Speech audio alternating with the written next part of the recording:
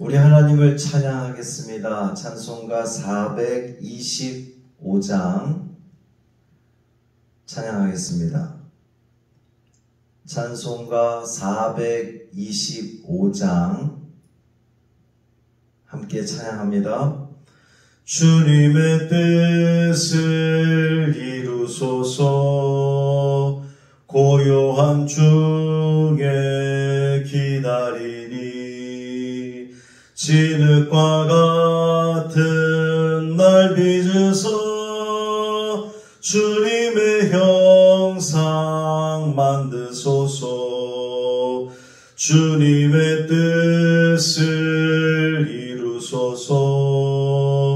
주님 발 앞에 엎드리니 나의 맘속을 살피시사 눈보다 희게 하옵소서. 주님의 뜻을 이루소서. 병들어 몸이 피곤할 때 권능의 손을 내게 펴서 강건케 하여 주옵소서. 주님의 뜻을 이루소서. 온전히 나를 주장하사 주님과 함께 동행함을 만민이 알게 하옵소서.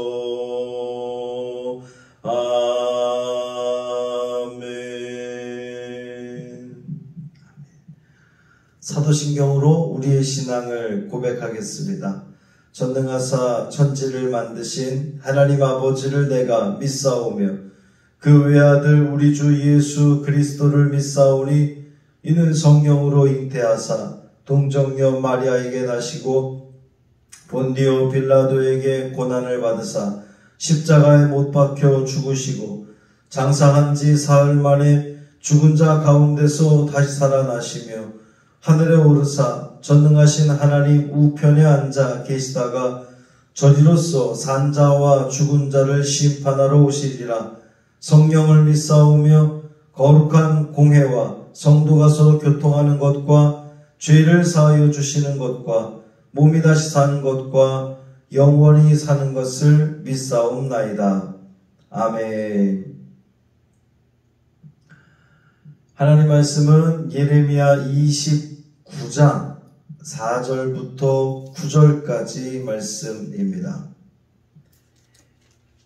구약성경 1096쪽 예레미야 29장 4절부터 9절까지 말씀입니다. 함께 읽겠습니다. 만군의 여호와 이스라엘의 하나님께서 예루살렘에서 바벨론으로 사로잡혀 가게 한 모든 포로에게 이와 같이 말씀하시니라. 너희는 집을 짓고 거기에 살며 텃밭을 만들고 그 열매를 먹으라. 아내를 맞이하여 자녀를 낳으며 너희 아들이 아내를 맞이하며 너희 딸이 남편을 맞아 그들로 자녀를 낳게 하여 너희가 거기에서 번성하고 줄어들지 아니하게 하라. 너희는 내가 사로잡혀 가게 한 그 성읍의 평안을 구하고 그를 위하여 여호와께 기도하라.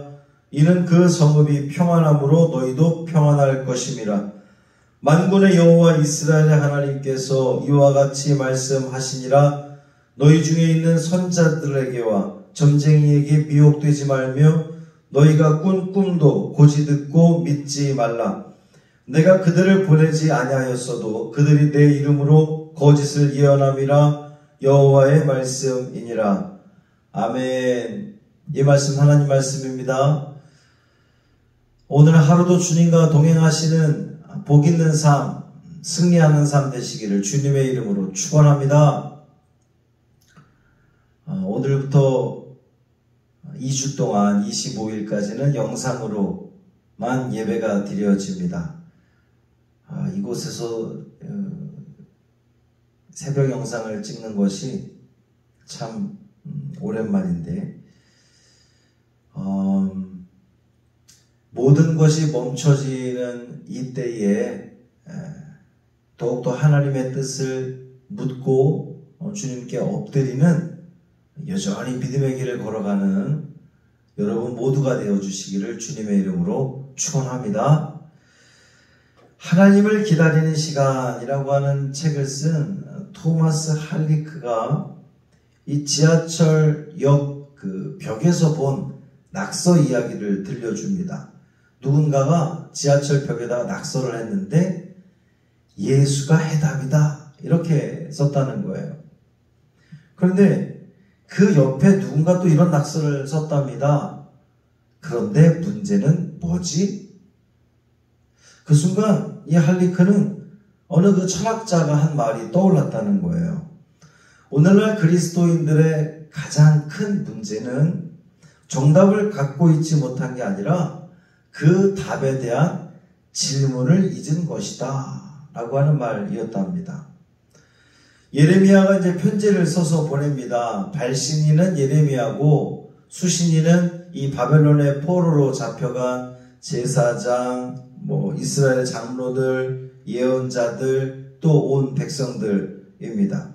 하나님은 말씀을 통해서도 또 편지를 통해서도 하나님의 뜻을 전하십니다. 이 들을 귀만 있다면 무엇을 통해서도 주님의 음성을 들을 수 있어요.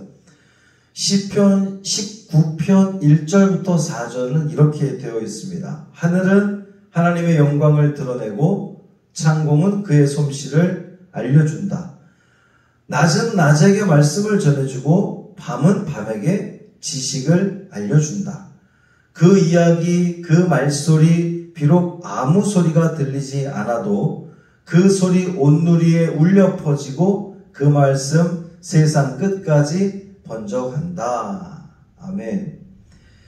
예레미야는 말을 통해서도 또 글을 통해서도 하나님의 뜻을 전하는 도구가 됩니다. 모든 것이 끝난 것처럼 여겨지는 그때에 이 포로로 잡혀간 백성들이 포로로 잡혀간 그때에도 하나님의 사람에게는 해야 할 일이 여전히 남아 있습니다. 이 편지에는 포로로 끌려간 이스라엘 백성들이 그 끌려간 땅에서 어떠한 삶을 살아야 할지를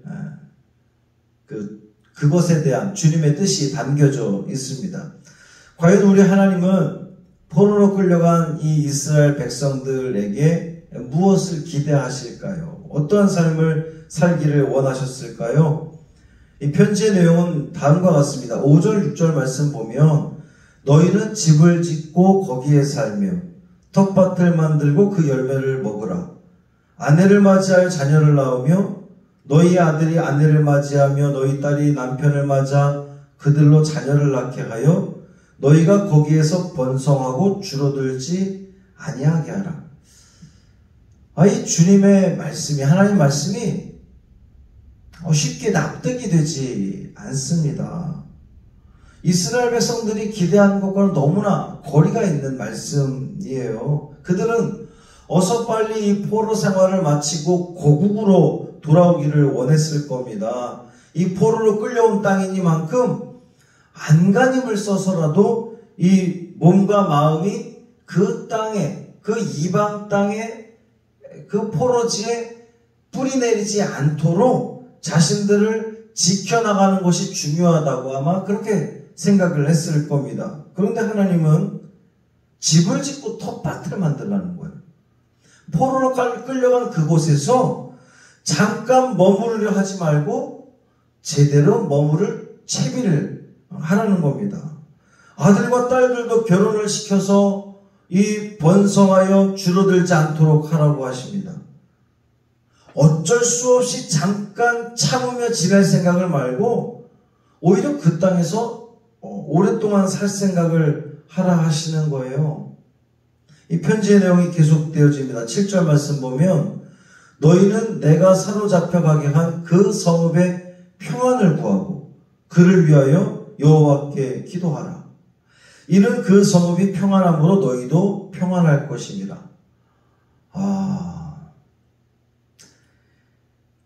이스라엘 백성들의 생각과는 너무도 다른 하나님의 말씀인 거잖아요. 다른 정도가 아니라 이스라엘 백성들에게 너무나 충격적으로 다가온 말씀입니다. 분명 이스라엘 백성들은 하나님이 바벨론이 어서 망하게 해달라고, 그래서 우리가 다시금 고국으로 돌아가게 해달라고 그렇게 기도했을 건데, 하나님은 바벨론이 평안해야 너희도 평안하다 이렇게 말씀하시는 거예요. 바벨론이 잘 되기를 위해서 기도하라는 겁니다. 자신들을 망하게 한 원수인데 그 원수를 위해서 기도하라니, 이스라엘 백성들로서는 너무도 기가 막힌 하나님의 말씀이었던 거죠. 또 8절에 보면 만군의 여호와 이스라엘 하나님께서 이와 같이 말씀하시니라, 너희 중에 있는 선지자들에게와 점쟁이에게 미혹되지 말며 너희가 꾼 꿈도 고지 듣고 믿지 말라 그랬어요. 백성들이 포로로 끌려온 것이 거짓 예언자들과 점쟁이들과 꿈쟁이들의 말을 들었기 때문이다 라는 겁니다. 그런데 거짓 예언자들과 점쟁이들과 꿈쟁이들이 그 포로로 끌려간 땅에도 여전히 있다는 거예요. 참 기가 막힌 일이죠.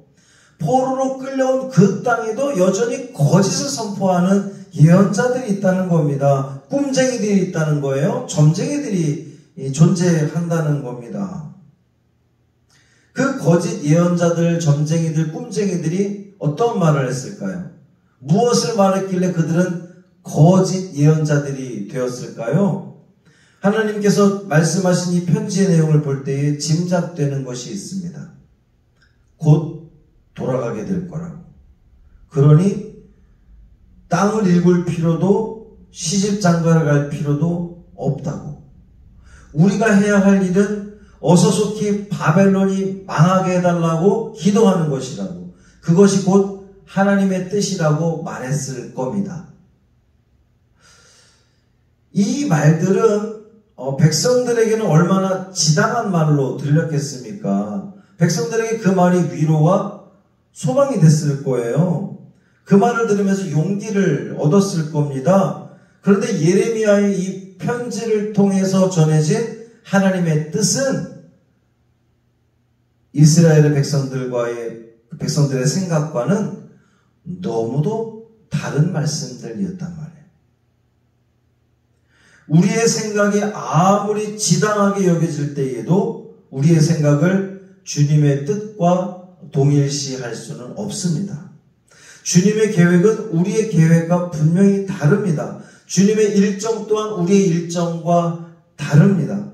우리가 증오하며 거들떠보지도 않는 그 땅에 하나님께서는 텃밭을 일구라고 말씀하셨어요.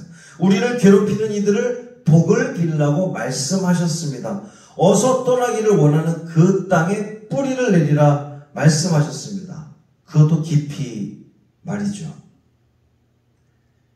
정답은 우리에게 있지 않습니다. 우리의 뜻과 너무나 다른 것 같은데 정답은 우리에게 있지 않습니다. 우리의 생각과 우리의 기대 안에 있지 않습니다. 그것은 오직 하나님께만 있습니다. 하나님께서 알려주시는 그 정답, 그 길을 깨닫고 믿음의 길을 걸어가는 여러분이 되시기를 바랍니다. 내 생각과 완전히 다르다 할지라도, 내 기대와 완전히 다르다 할지라도 하나님께서 하시는 하나님의 뜻을 인정하고, 충분히 인정하고 묵묵히 아멘 하면서 그 길을 걸어가는 그 모든 정답은 주님께만 있습니다 라고 하는 이 믿음의 고백 가운데에 오늘 하루도 전적으로 주님께 맡겨지는 이 하루 되시기를 주님의 이름으로 축원합니다. 살아계신 아버지 하나님 감사합니다. 하나님, 오늘도 이 새벽에 우리에게 말씀을 통해 은혜를 주시니 감사를 드립니다. 이스라엘 백성들이 도무지 받아들이기 힘든 그들의 기대와는 너무나 다른 하나님의 말씀이 선포가 되었습니다. 정답은 우리에게 있지 않고 하나님께 있음을 알게 하옵소서. 내 기대와 내 바람대로 되지 않는다 할지라도 온전히 묵묵히 하나님의 뜻대로 이루어지기를 원합니다 라고 하는 그 믿음을 가지고 오늘도 우리의 모든 생각과 뜻과 모든 것들을 다 주님께 맡기고 의탁하며 나아가는 우리가 되게 하여 주옵소서. 결국 그 순종의 길 끝에는 하나님께서 선한 것으로 아름다운 것으로 만들어 주실 줄 믿습니다. 그 믿음 가지고 이 하루도 승리하는 우리가 되게 하여 주옵소서. 주님, 코로나가 이 수도권에 너무 심각하여서 2주 동안 우리가 교회에 모여 예배드리지 못하게 되었습니다.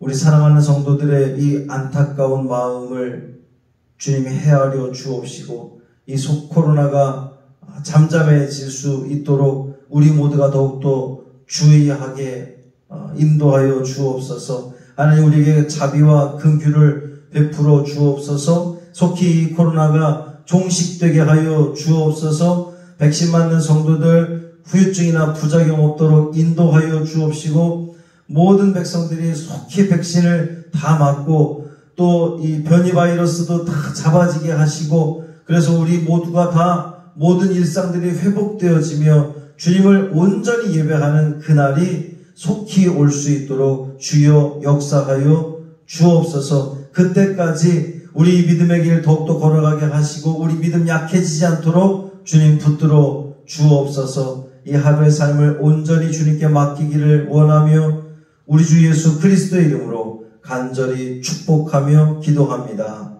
아멘.